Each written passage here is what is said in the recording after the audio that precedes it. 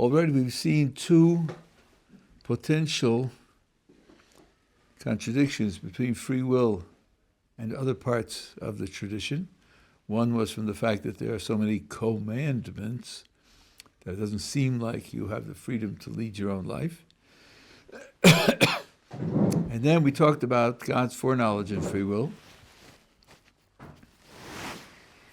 Today, I want to share with you what the Rambam says about verses in the Torah and in the prophets, where you look at the content of the verses and realize that they are statements recording prophecy. It can seem to cause a problem for free will. I'll have to see how to solve it. I'll translate for you what the Rambam, this is the 6th chapter of the Laws of Tshuva.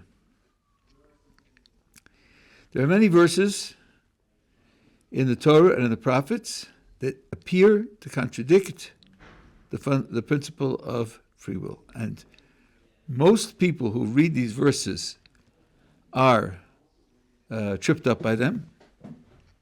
And it will seem to them that HaKadosh Baruch Hu, the Creator, decrees on a person that he shall do good or do evil. And it's not the person's own mind, the person's own heart, the person's own will that is under his control to determine what he does. And I'll explain this great principle to you, and you'll understand how to interpret those verses. When a person or a group, a city, a nation, commit a transgression, and the transgression was done with their free will, with their own decision, Kadosh Baruch Hu decides how they should be punished. And there's a variety of different ways of being punished. Some are punished in this world, some are punished in the next world, some are punished in both, some are punished through the things that are dear to him.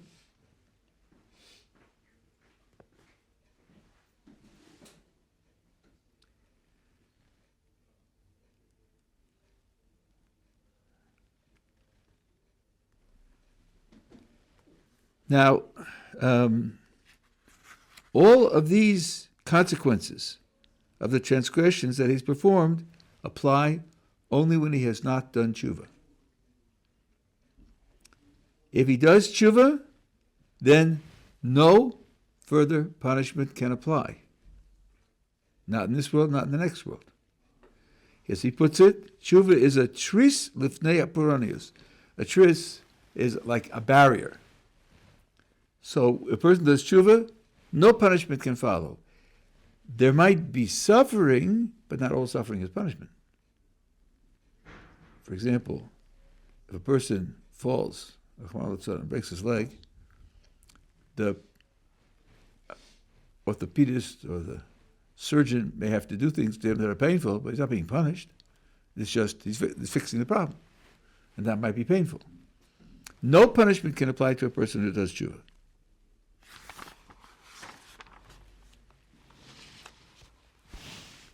And just like the person can perform a transgression with his free will, so he can do tshuva with his free will. And that means he can repair what he has done. Now, among the various outcomes of transgression, there could be a person who performs such a great crime, or such a large number of crimes, that the justice would require that he must be punished for his crime. There shouldn't be any way to avoid it. So now we have a potential contradiction. On the one hand, he's performed this crime. On the second hand, we have tshuva available, and because tshuva is available, there's always a way to fix it and avoid punishment. And on the third hand, we have certain crimes which must be punished. Well, if tshuva is available, then there's a possibility that he won't be punished. And if you decide that he has to be punished, the only way to engineer that is to prevent him from doing tshuva. And there are times when Kadosh Baruch Hu will prevent a person from doing tshuva. The reader isn't aware of the background. All the reader sees is, I'm not going to let you do tshuva. The prime example that the Rambam discusses at length is God hardening Pharaoh's heart not to let the Jewish people go. Even though Moses comes to him, it says, I want you to, and God is commanding you to let them go, but from the sixth plague on, first 5 plagues is not so, but the sixth plague on, it says God hardened Pharaoh's heart, and he wasn't able to do it because God took away his free will. So the naive reader says, well, look at that. God took away his free will, so that means we don't always have free will, and God's going to punish him because he's continuing to do evil. So isn't it unjust that God should punish him after taking away his free will? Maimonides says you're not taking into account the rest of the context. Look at it this way. For the first 5 plagues, each time God said to him, let the people go, and he didn't of his own completely free will. After those 5 failures, that justice requires that he be punished. And if he still has the possibility, still has the ability to do free will, then there's a possibility he won't be punished. So the only solution is to stop him from having free will. And this is exactly the way in which the decision is made. Now, let me put this in sort of brutal, simplistic terms, which I think will make the point a little bit more intuitive. I worked on this for a long time.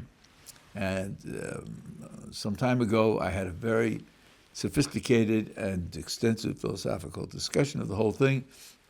And then a few years ago, I realized that the whole thing was unnecessary. It's really not that difficult. It's really not that sophisticated. So, Baruch Hashem, now you get the simple treatment.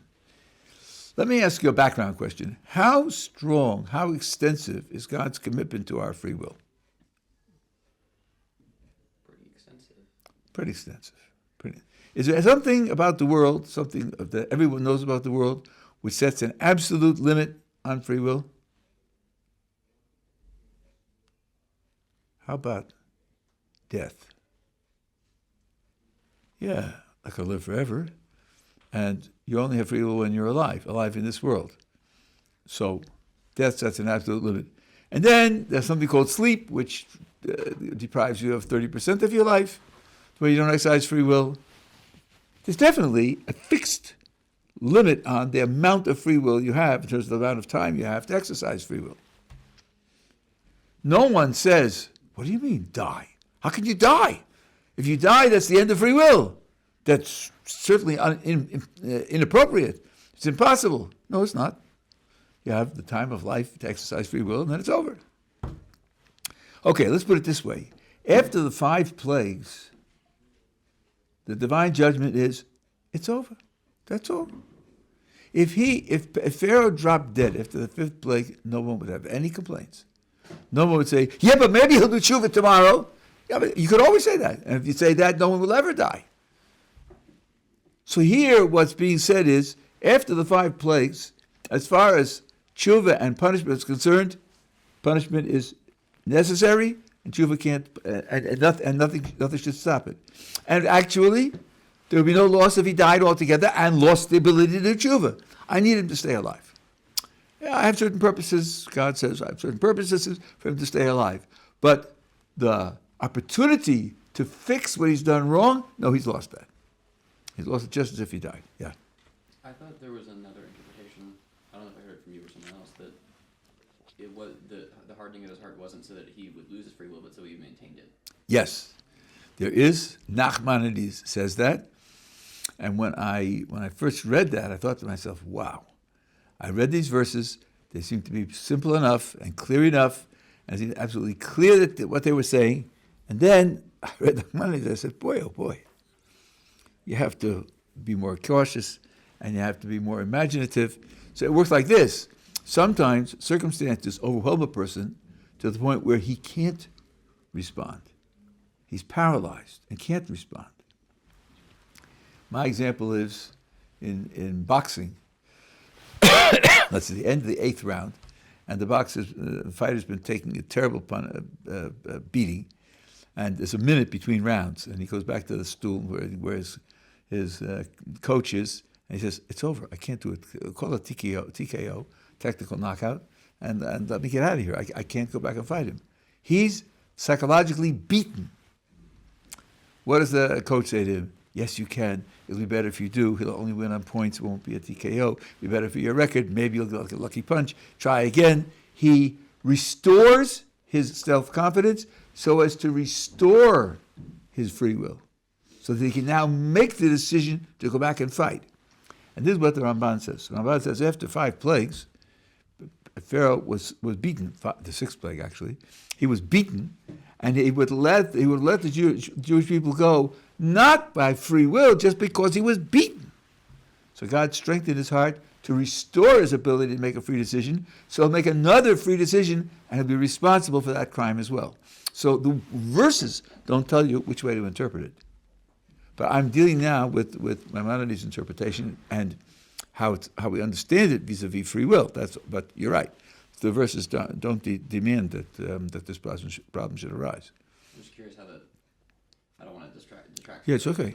The first interpretation, but to that, because I can see the side where it makes sense, where Hashem is making sure, is like punishing him in a sense for what he did. But if it's really what happened was, as Nachmanides said it, where it's that he maintained his free will for the whole time. What does that say about our loss of free will in certain circumstances? Or do we ever lose free will? Well, I think from the Nachmanides' point of view, let me expand on the point a little bit, and I think you're asking something which touches some core issues. Let's say you have a very unhappy marriage, and in particular, the husband is not treating his wife appropriately. She goes to the court and explains her position, and they say, "You're right." I say to the husband, "Give your wife a divorce." And he refuses. There's a lot of talk about this in certain political literature. So the strict Jewish law is, they tell him, give her a divorce or else. And if he's imaginative enough to ask, what's the or else? The or else is, we'll beat you until you do. That's Jewish law. A man does not get away with refusing to give a get. You hear about cases where women don't get the divorce, that's only because Jewish law isn't enforced. If Jewish law were enforced, she'd get it right away. Call him down to the yeshiva for one last consultation. And it always, now, however, we have a rule that this has to be done willingly. So the Gemara says, Maimonides quotes it, you beat him until he says, I want to do it. So the onlooker says, wait a minute, you beat him until he says he wants to do it? Surely he doesn't want to do it. What he wants to do is avoid the beating. What do you mean beat him until he says he wants to do it? And here's the secret. The secret is that everyone has some motivation to do the right thing.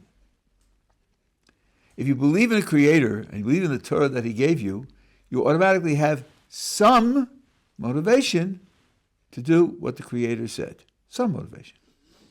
Of course, human beings are complex. They have lots of motivations, and some of them aren't noble, and some of them are vicious. And he's making a decision what to do.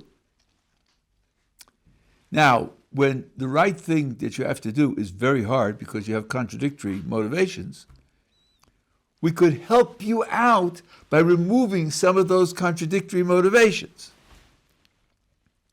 So the idea of beating him is to make the contradictory motivations so painful that they fail to move him anymore.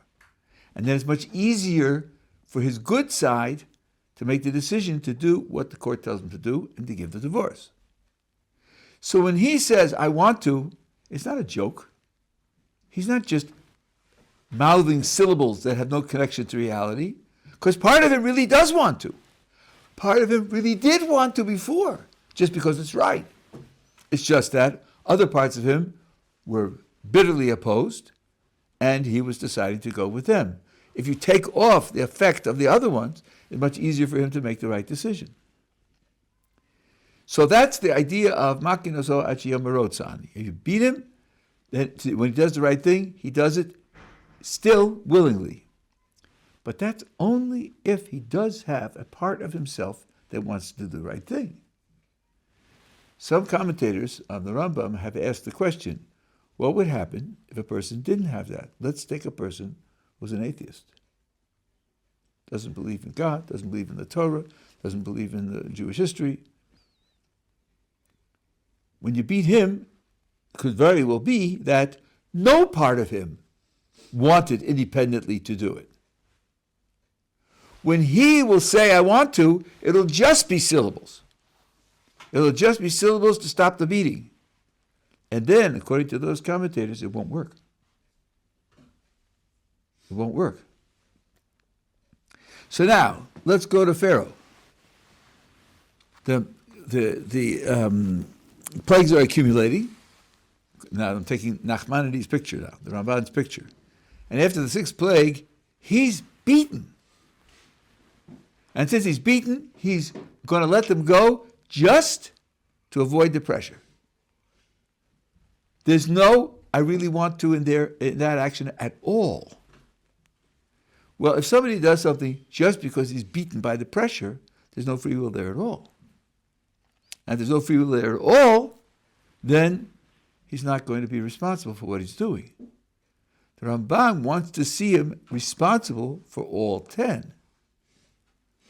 And since there's nothing in him that wants to do the right thing, the only way to make him responsible is to take off some of the pressure, or to enable him to resist the pressure. And that's what the Ramban understands HaKadosh Baruch Hu to be doing. He strengthens his heart so that he will be able to make a free will decision in spite of the pressure, and then he'll be responsible for it. So it's very, very different from Maimonides' picture of what's going on. Yeah. Can you elaborate on how the suffering is not punishment? How the suffering is the punishment? Is not punishment.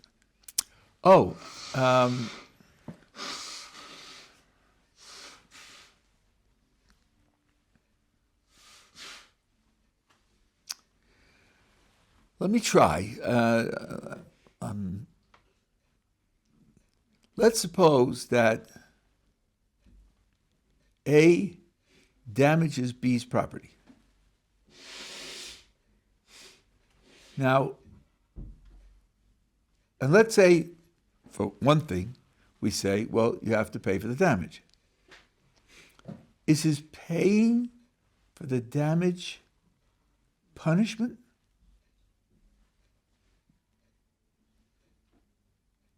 Let me ask another question. Suppose A borrows money from B. Borrows money. And now the time is up, and B goes to the court, and the court says, yeah, the contract is valid, and A owes the money, pay him the money. Is the court punishing A? No. Paying back money you borrowed isn't punishment. You just owe the money. If a person damages somebody else's property, he owes him money. Punishment will make you pay double to discourage other people from doing it, or to punish you because of your bad will. That would be a punishment. But just making up what you lost isn't a punishment. So not all suffering as a consequence of your action is punishment. When A damages B's property and we say, okay, we're going to take $10,000 out of your bank account, that's painful for him, but it's not punishment. It's repairing what he did wrong. So before he does teshuvah, it's punishment. After he does teshuvah, it could be used as suffering. Yeah, but I mean, now when you use the word it sounds like it's the very same thing. No, there are different types of sufferings, and they have different relationships to the thing that happened. And without teshuvah, it will be not only a matter of making up the loss, but also punitive. action. But punitive action you won't have afterwards, after tshuva. There'll just be some things that have to be done to make up for what happened. A person's action can cause a deterioration in his own character, and that also would be something that have to be repaired, and that might be painful. Ramchal has a very interesting remark here. He says that when you do tshuva, part of tshuva is regretting what you did. Regret is painful. You think, I did that, and you have that sinking feeling in your stomach. How could I have done that? How could I have done that? And you feel terrible about doing it, and that's good. That's the way you should feel. That's part of doing tshuva. But that's painful. He says that could be all the pain that you need. But that's not making it up to the other person. That's just you're carrying around that pain. So that's not punishment. That's repairing the damage you did to yourself. Okay, that's Maimonides. So now, when it comes to Pharaoh, that's what Maimonides says is going on. And that means that when you see a person who's put in a position where he loses free will, you don't automatically assume something's gone wrong. The plan of the creation is being frustrated. People need free will, otherwise they're no different from mice, and that's the whole purpose to be different from mice. No, it could be that there's background to the event, which you don't know, where the person forfeited his right to have the free will that he has. And I would make this similar, it's not identical, but it's similar to the case that we spoke about a couple of times, where the person gets drunk and then drives his car because he didn't give his keys to his friends, and then he smashes into something, and when he's accused of the crash, he said, well, I didn't choose to crash. I didn't make a decision to crash. And we say to him, yeah, that's true. What you did was, you made a decision to get drunk. By getting drunk, you lost your free will. But then what happened is because you made the free decision to lose your free will. So since a person can make a decision to cancel his free will, and that has consequences. So here too, when he makes a decision to commit certain crimes and thereby loses his free will, it's a similar idea. The person's actions cause him to lose his free will. We know that can happen. Here it's happening because of divine intervention. God takes it away from him because he wants to make sure that he'll be punished. Now, I've used a certain phraseology, which is the normal way to say these things, but it's a little sloppy. And I'll express how it's sloppy by pointing out how a person could ask the question. Rabbi, you keep saying that there's no other way to do it. You know, you're making it sound like God has no choices. You know, he's really stuck. And the only way for him to handle the situation is by taking away Pharaoh's free will. Surely, God should have other options. How are you putting limits on what God can do? Surely God could say, he has done tshuva, but I'm punishing him anyway. If really justice demands that he be punished, then simply punish him even if he does tshuva. You don't have to take tshuva away. And that objection of the critic is correct. It's 100% correct. There's no abstract logic saying God has to do it this way, God can't do it any other way. When we say that this is the only option left to a Kadosh Baruch Hu, what we mean is this: having made the decision already to put tshuva at the top of the priorities, having decided that tshuva should never be ineffective, that's God's decision, he decided to give tshuva that all-powerful effect. Given that he made that decision, then the only way to protect against losing the punishment is to take away tshuva. Of course, he could have set it up differently. He could have said, I'm offering you tshuva, sometimes it works and sometimes it doesn't. So when we talk about sometimes using the vocabulary that HaKadosh Baruch Hu had to do it this way, we don't mean abstractly he doesn't have power. What we mean is he made decisions of such and such a kind, and having having made those decisions leaves him only this option available. Of course, he didn't have to make those decisions. He could have set up the world in a different way. So there's really no limit on what he can do. There's only, once he's done one thing, then the other things have to respect that first thing that he did. Okay? So that's one type of case where Rambam is using this as a general idea. When you see someone who loses his free will, and you're inclined to say, well, then God took away his free will, so it's not fair, and it's against the nature of man and the purpose of existence. No, this could be one explanation for why that's not correct. So people then ask, well, how often does this happen? When I didn't study for the exam last time, till the night before, maybe I didn't have free will, and maybe I'm not responsible. And I think the right answer is maybe, but the only cases that are on record are very extreme cases of people who do very extreme evil. So there's no reason to generalize it to the casual things in life. And I think when a person asks the question, deep down he knows he could have done it differently. He knows he made a bad decision, and that's why he feels guilty. Because if you really couldn't have done otherwise, you shouldn't feel guilty. You can feel bad, but don't feel guilty. It's sort of like when you trip and you fall against someone and knock them down, and you say, oh, I'm so sorry. You don't mean, I'm guilty, please forgive me. Because you're not guilty. You tripped. You didn't plan to trip. You weren't careless. Just sometimes it happens. People trip. You feel sorry for the person that this happened to him, just as if you were walking next to him and somebody tossed a flower pot from a porch and it hit him in the head. You say, "Ooh, I'm so sorry that happened to you." Sorry, that doesn't mean I'm guilty. It just means I feel bad for you. So, the loss of free will, anyway, in this case, would be justified. That's one type of case. That's one type of case.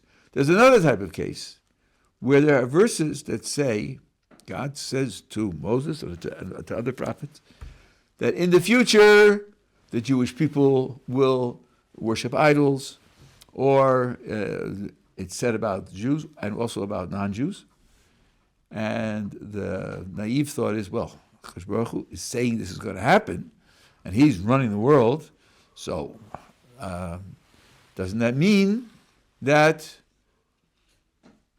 either he's making it happen, or the fact that he says it's going to happen means it can't happen and it can't not happen? And that being the case, there's no free will. Now, notice that this is different from what we worked on yesterday and the day before, God's foreknowledge.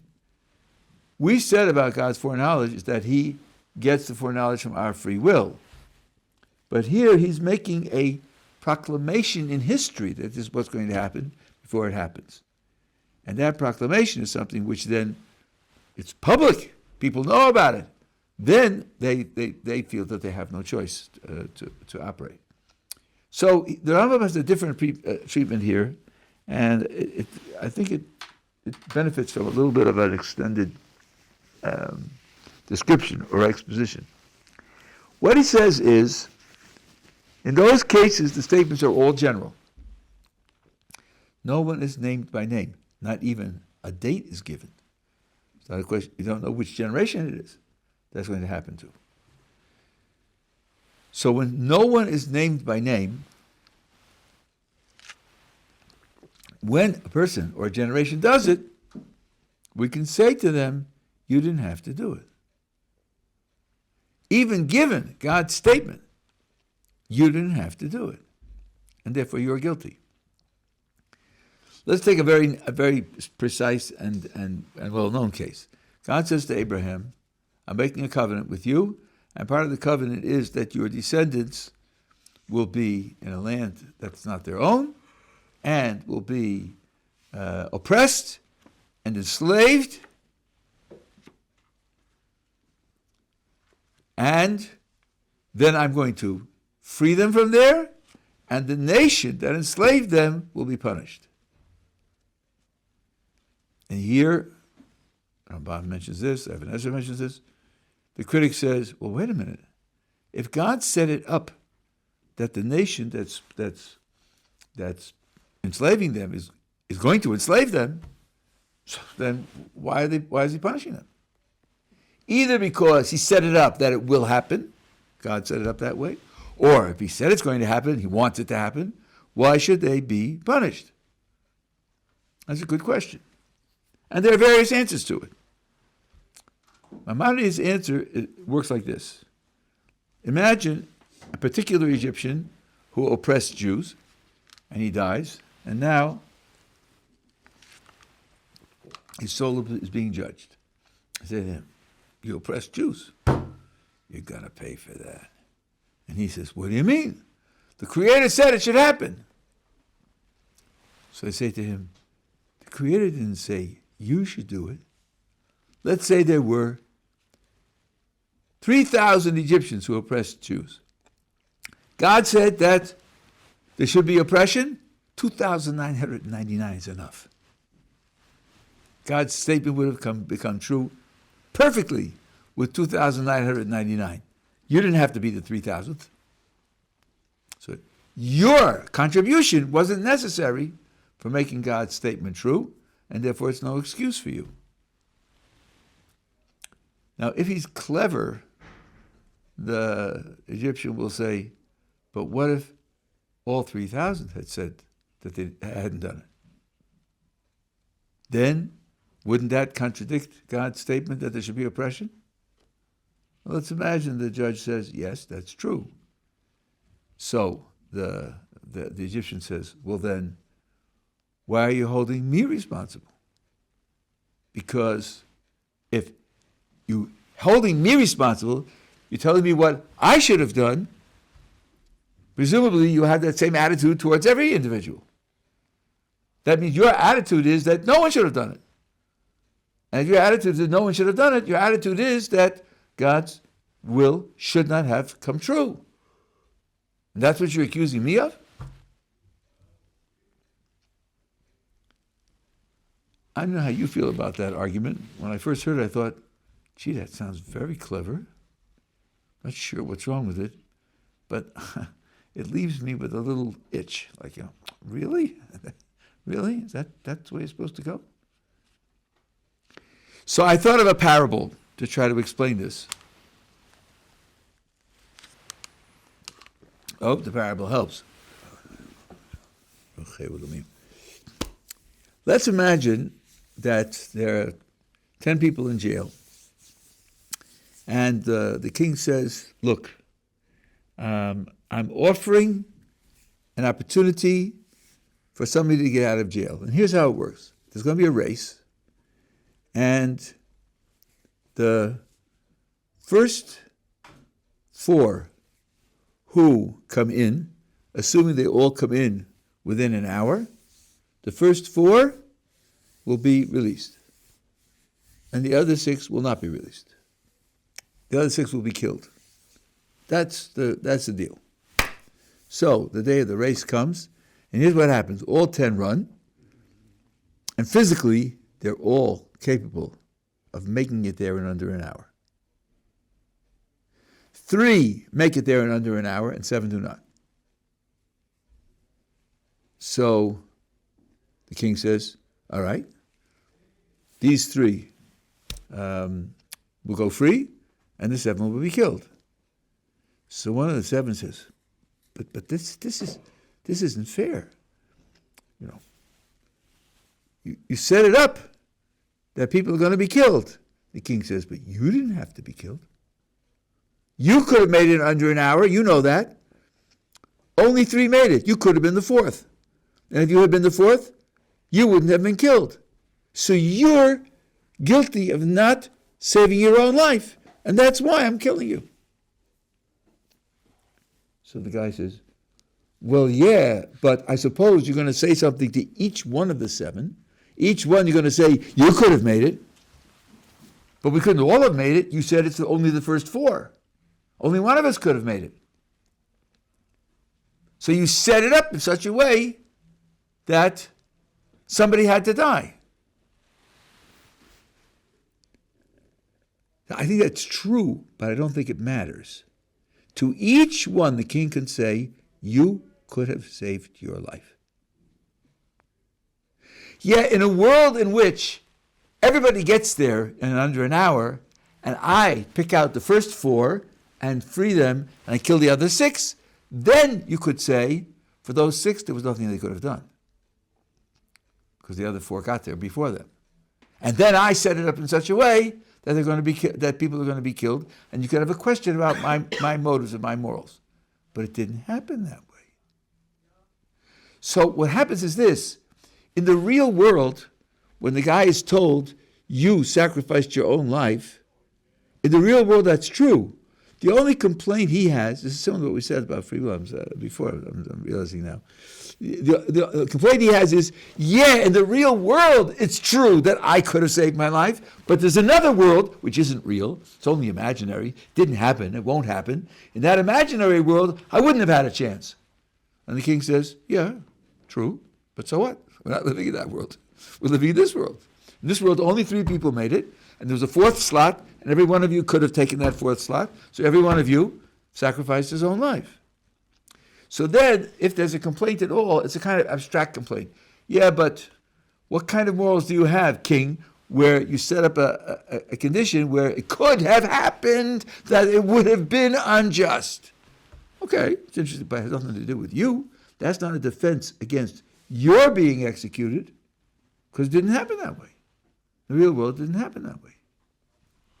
So I think that's similar to what we can say here. Yes, there should be oppression. Again, there are other answers to this question. Nachmanides has other answers. But Maimonides' answers is like this, on the basis of logical analysis. To each Egyptian, God can say, you could have saved your neck. You didn't have to oppress Jews, and if you had done the right thing, my decree would have come true on the basis of everybody else. And he could say it to each one of the individuals, because it's true for each one of the individuals. And therefore, God didn't take away their free will at all by decreeing that there shall be this kind of oppression. That is not a contradiction to free will at all. Okay? So you see that these things there are subtle points that they place here. And this applies equally to Jews and to non-Jews, because there are predictions here of what Jews will do and predictions of what non-Jews will do here. And I want to stress this point because I had an argument with somebody many years ago, very intelligent person and well-educated person, who told me that tshuva doesn't work for non-Jews. It just doesn't work. I myself was not very well educated at the time, and I didn't have all the sources available. But here is some evidence that that's simply not the case. There was a city named Nineveh, and Jonah the prophet was sent by the Creator to go to them and to say, your crimes are terrible, and you are now standing in the face of a terrible punishment, and you have to do tshuva. And they did tshuva. They did a spectacular tshuva. The king ordered the people to put on sackcloth and to fast and to pray, to cry out, and to return all the stolen money, which was really the crime for which they were threatened. And in the end, it says that God saw that they returned all the stolen money and doesn't credit them with their sackcloth and ashes and the fasting and the praying, but they corrected it, and they were saved from the disaster. They did tshuva, and it was accepted, and it made a difference. So there's no question that tshuva applies to non-Jews.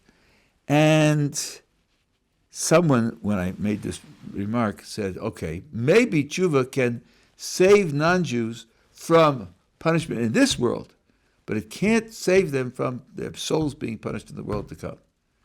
So I said, well, look at Maimonides here.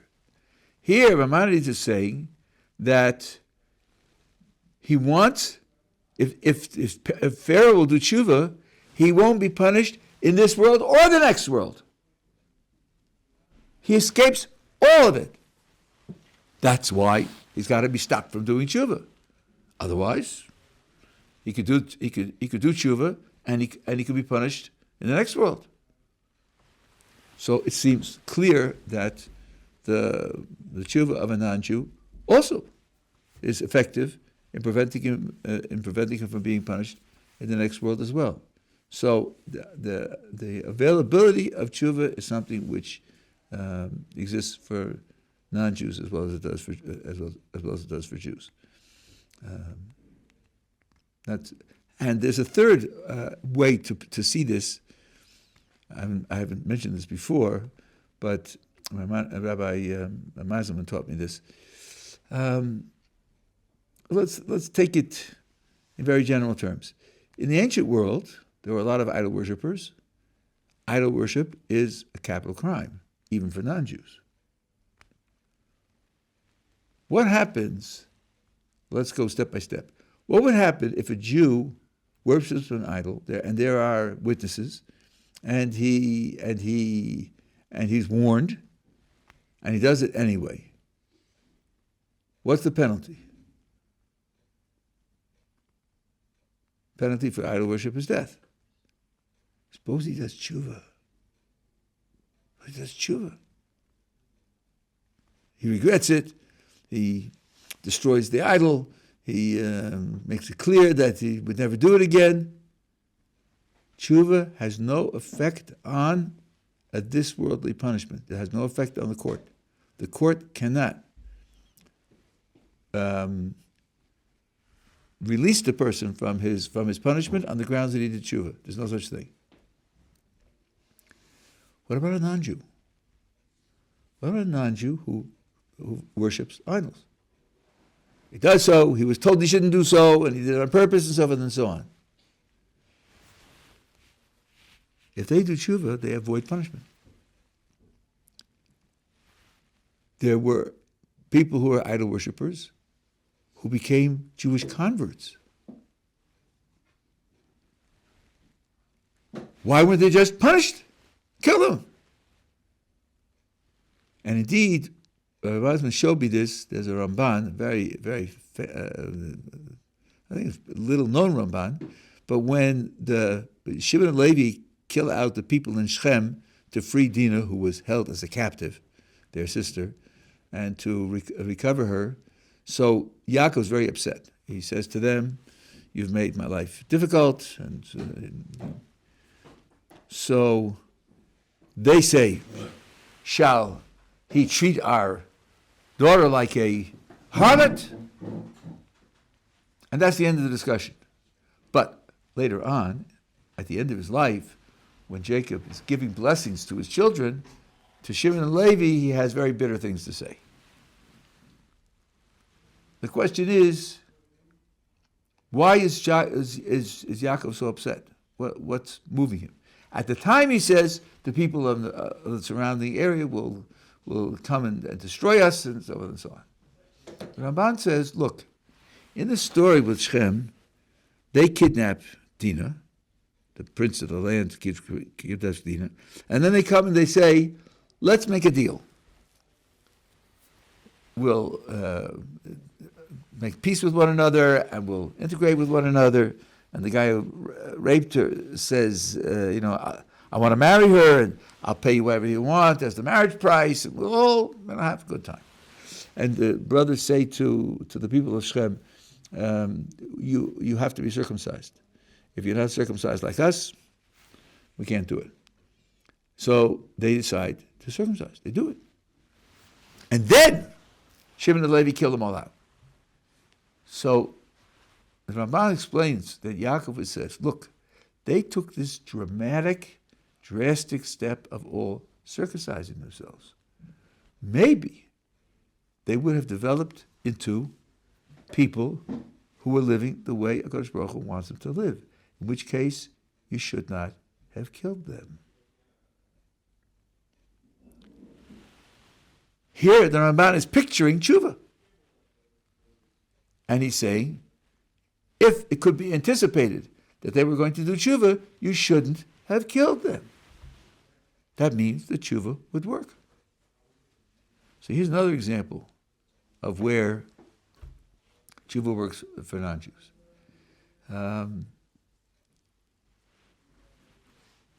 This is a fact. How shall I put it?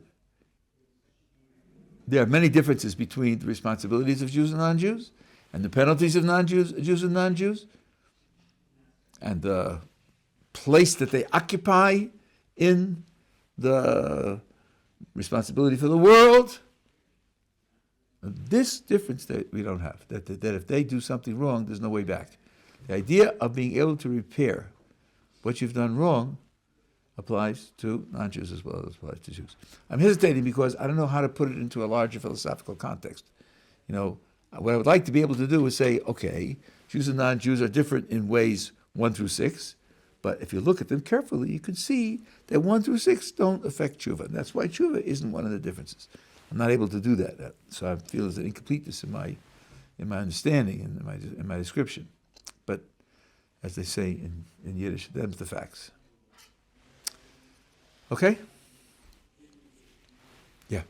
Both these cases are before the Torah was given, so are we effectively calling them? We're calling them non-Hebrews, or we're calling them non-Jews?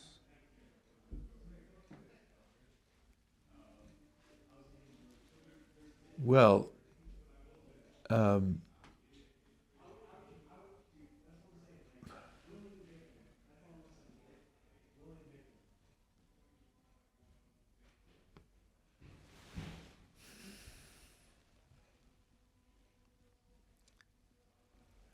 let's put it this way. The population before the Torah was given is either all what we call non-Jews. Patriarchs kept the Torah before it was given voluntarily. They weren't commanded to keep it. When the Torah became given, then the Jewish people had to keep it. That was the major transition. There is a difference of opinion as to whether Abraham, Isaac, and Jacob and all their descendants had a special status unlike the rest of the population of the world and could be called Jewish in some sense or other, Jewish with quotation marks, or not. And they were just like everybody else. So if they were just like everybody else, then what we're saying about that period of time applies, just as it applies, and it continues to apply. If not, then they're different, but the non-Jewish world isn't different. So it won't make any difference in terms of the availability of tshuva for non-Jews. Giving of the Torah changed our status, didn't change their status. So, even though there were certain minor detailed changes, but they didn't change the general status. And the examples that Maimonides brings about predicting in the future that groups are going to sin and wondering whether that takes away their ability to do tshuva, that's for non-Jews as well. There are cases in the prophets where they talk about non-Jews doing that. So it's clear from Maimonides that it applies afterwards as well. Okay. Thank you.